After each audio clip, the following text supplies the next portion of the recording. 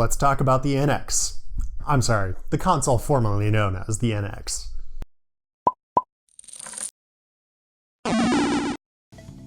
Hi everybody, VG Dad coming to you here with a special new video discussing the trailer for the Nintendo Switch. If you've not already watched the trailer, go ahead and do yourself a favor, cue it up now, and then come back and we'll talk about it together. Well, the first thing that we see in the video is, of course, that this is a brand new console. But, being that it is Nintendo, you know there's going to be a gimmick. As some people have speculated, this new device is going to be bridging the gap between consoles and handhelds, and it's apparently a pretty easy transition to and from. We see that there's no apparent range, other than potentially what might be limited by the battery life. I understand that this could be an issue, as I know that some people have problems with the Wii U battery life, but we'll see when we get there. Another of the main points that a lot of people have been bringing up is the storage media. We see that this is going to be using cartridges similar to what's in the 3DS or the DS. Space is not going to be an issue, because as we'll see later in the trailer, we could fit a game as big as Skyrim. In addition to the cartridge slot, we also see that the device will come equipped with a 3.5mm headphone jack and a kickstand, making travel a breeze. And of course, we get a better look at the gamepad itself. The detachable remotes are a really cool idea, and they seem a lot less cumbersome than the Wii U gamepad. I've used one a few times and I can say it feels really bulky. Although the detachable remotes do seem kinda small. We do see that it will support the Pro Controller, which brings up the question if it will support other controller devices. I certainly hope so, as there's a lot of potential for some really cool peripherals that they could add on that would be specific for some games, or just a general add-on like a shooter. Shortly after this, we see that the console will not only support multiplayer on the handheld screen itself, with the two detachable sides acting as two separate remotes, but you can also do it on one screen, or two screens, or potentially even more screens than that, using probably like a LAN effect. The other thing that we do see in this trailer that's really exciting is brief glimpses of Mario, Breath of the Wind, and Amiibo support, which is not really surprising, as it would be kinda silly for Nintendo to abandon Amiibo now.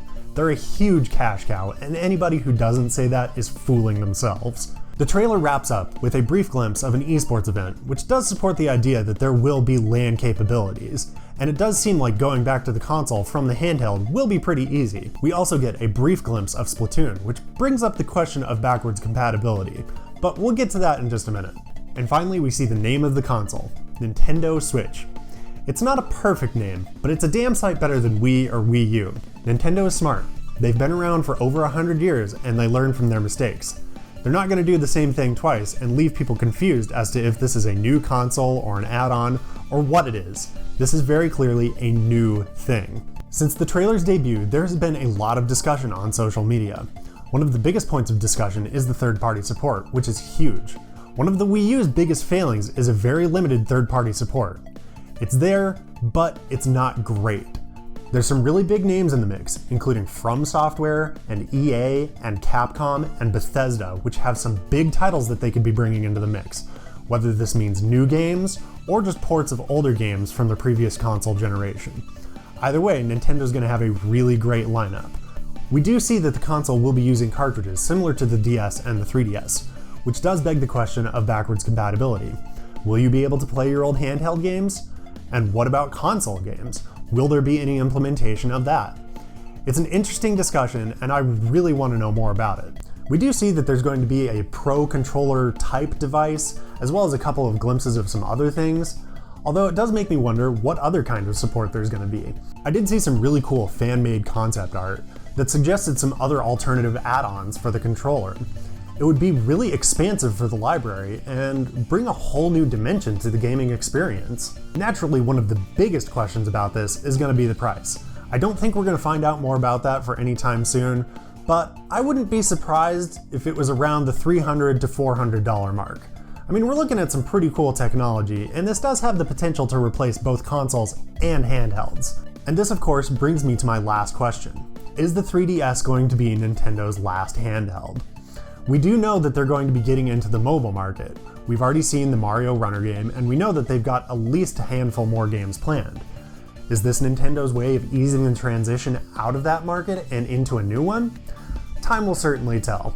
Well guys, I hope you enjoyed this video, and I hope you enjoyed my ramblings about a thing that we only have very basic bits of information, but I'm definitely interested in keeping the discussion going. If you've got any other questions, leave them down in the comments. Let's get a conversation going. Or hit me up on Twitter or Facebook. I'm always there, I'm always up to chat. I want to hear your guys' thoughts. Are you excited about this console? I don't know if you can tell, but I'm very excited about this console. That's gonna do it for this video, guys. We'll see you next time, and until then, keep playing.